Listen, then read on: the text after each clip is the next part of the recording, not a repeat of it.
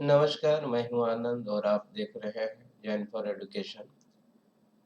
आज मैं कक्षा 10वीं विषय गणित अध्याय त्रिकोणमिति के कुछ अनुप्रयोग प्रश्नावली 9.1 के प्रश्न संख्या 4, 5, 6 को हल करने जा रहा हूँ। मेरा पहला वीडियो लेक्चर इसी अध्याय से संबंधित था और उसमें प्रश्न संख्या 1 से 3 का हल उपलब्ध है। आइए सबसे पहले प्रश्न को पढ़ लेते हैं। भूमि के एक बिंदु से जो मीनार के पाद बिंदु से 30 मीटर की दूरी पर है, मीनार के शिखर का उन्नयन कोण 30 डिग्री है। मीनार की ऊंचाई ज्ञात कीजिए। देखिए, इस प्रश्न का सॉल्यूशन या हल इस प्रकार से है। सबसे पहले प्रश्न से संबंधित एक चित्र बनाते हैं जो इस प्रकार से है। ए बी आपका मीनार की ऊंचाई है, जिसकी ऊंचाई हम लोग h मान लिए हैं। बी जो है आपका मीनार का पाद है और मीनार के पास से 30 मीटर की दूरी पर कोई बिंदु सी है और बिंदु सी पर मीनार 30 डिग्री का उन्नयन कोण बना रही है। इस प्रश्न में हम लोगों को मीनार की ऊंचाई अर्थात ए बी का मान ज्ञात करना है। अतः हम लोग जिस त्रिकोणमिति अनुपात या निष्पत्ति का प्रयोग करेंगे वह पी बी से संबंधित होगा और पी बी और थीटा से संबंधित त्रिकोणमिति निष्पत्ति जो है वह आपका tan थीटा या cot थीटा है, जो हमारे इच्छा पर निर्भर करेगा। ये दोनों में से किसी एक का उपयोग करके ए बी का मान हम लोग आसानी से ज्ञात कर सकते हैं। आइए देखते हैं। पहले ही चर्चा में बता चुके हैं। माना कि मीनार ए बी की ऊंचाई h मीटर है। बिंदु सी से मीनार के पाद बिंदु बी की दूरी 30 मीटर है। हम लोग समकोण त्रिभुज ए बी सी में कंसिडर कर रहे हैं या विचार कर रहे हैं। tan थीटा को रिकॉल कर लिए हैं और हम लोग जानते हैं tan theta equal to P by B. यहाँ इस समकोण त्रिभुज में ए बी पी को रिप्रेजेंट कर रहा है और बी सी पी को रिप्रेजेंट कर रहा है। प्रश्न से या चित्र से स्पष्ट है कि यहाँ पर थीटा का मान 30 डिग्री है, इसलिए यहाँ पर लिखा गया है tan 30 डिग्री। ए बी को हम लोग h सपोज कर लिए हैं और बी सी का मान 30 है। tan 30 डिग्री का मान 1/√3 होता है। इसको बिल्कुल कॉपी कर दिया गया है इक्वल टू h/30। अब क्रॉस मल्टीप्लीकेशन यदि हम करते हैं तो h इंटू √3 बराबर √3h है और 1 इंटू 30 इक्वल टू 30। तो यहाँ पर हम लोग देखते हैं h बराबर 30/√3। अब ये √3 को रेशनलाइज हम लोग कर दे रहे हैं, तो इसके अंश और हर को हम लोग मल्टीप्लाई √3 से कर दिए हैं। √3 इंटू √3 यहाँ 3 हो गया और 30 इंटू √3 बराबर 30√3 हो गया। 3 से 30 को कैंसल आउट कर देते हैं तो यहाँ पर आ गया 10 और ये √3, तो 10√3 मीटर अर्थात मीनार की ऊंचाई आपका हो गया 10√3 metre. Hope that there is no problem to understand the solution of the question number 4। अतः मीनार की ऊंचाई आपका √3 मीटर हो गया। यही इस प्रश्न का हल होगा। आइए अगला प्रश्न संख्या 5 को देखते हैं। सबसे पहले प्रश्न को पढ़ लेते हैं। भूमि से 60 मीटर की ऊंचाई पर एक पतंग उड़ रही है। पतंग में लगी डोर को अस्थायी रूप से भूमि के एक बिंदु से बांध दिया गया है। भूमि के साथ डोरी का झुकाव 60 डिग्री है। यह मानकर कि डोरी में कोई ढील नहीं है, डोरी की लंबाई ज्ञात कीजिए। सबसे पहले इस प्रश्न से संबंधित एक चित्र बनाते हैं। देखिए, ये आपका प्रश्न से संबंधित एक चित्र है। माना कि AC आपका जो है डोरी की लंबाई है और भूमि से पतंग की ऊंचाई 60 मीटर है और पतंग जो है यहाँ पर 60 डिग्री का कोण बना रहा है A पर। अब हम लोग P थीटा और एच के संबंध वाले त्रिकोणमिति अनुपात या निष्पत्ति का अनुप्रयोग या प्रयोग करेंगे। तो पी एच थीटा आपका साइन थीटा या कॉसेक थीटा में आता है। दोनों में से किसी एक को हम लोग रिकॉल कर लेंगे जो हमारी इच्छा पर निर्भर करेगा। यहाँ पर हम लोग साइन को ही रिकॉल कर लिए हैं।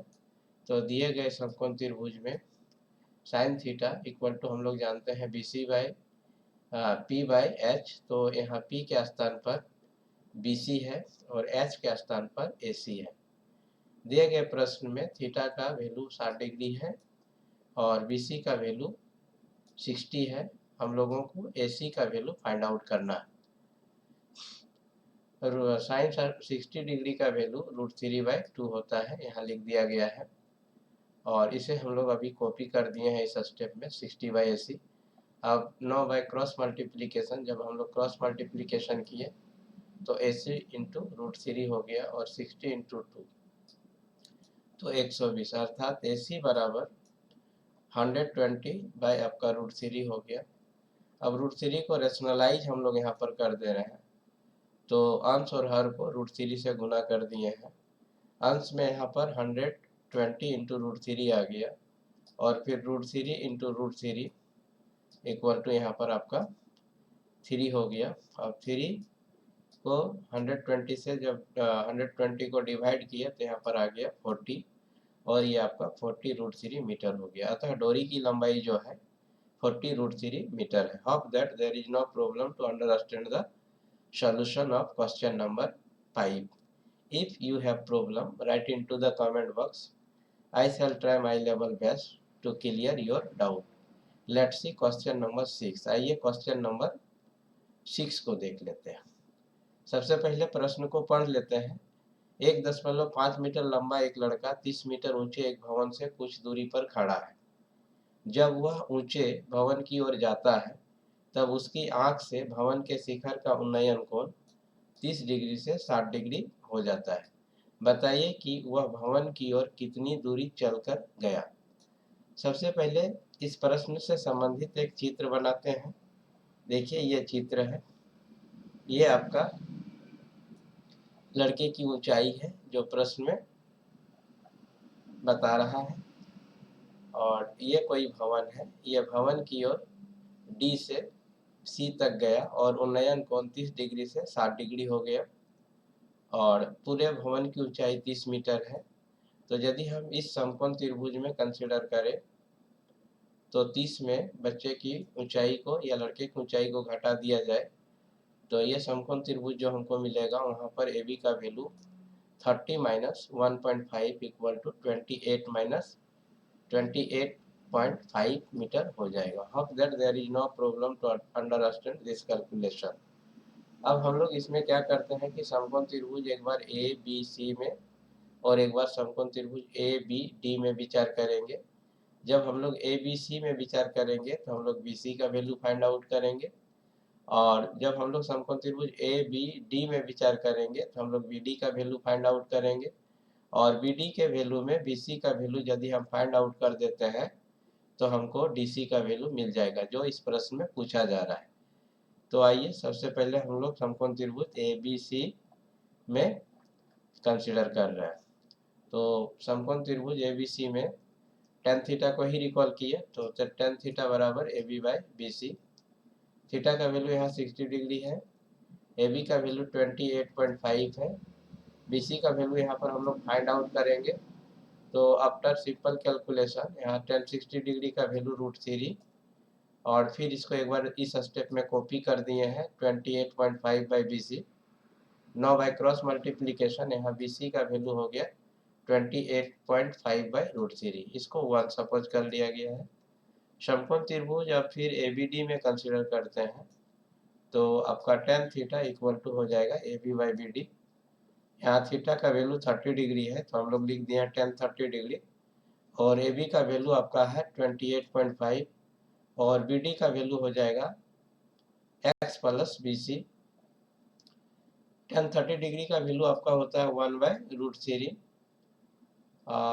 9 by cross multiplication 1 into x plus B C बराबर BC प्लस x हो जाएगा और ये आपका 28.5 इंटू √3 हो जाएगा।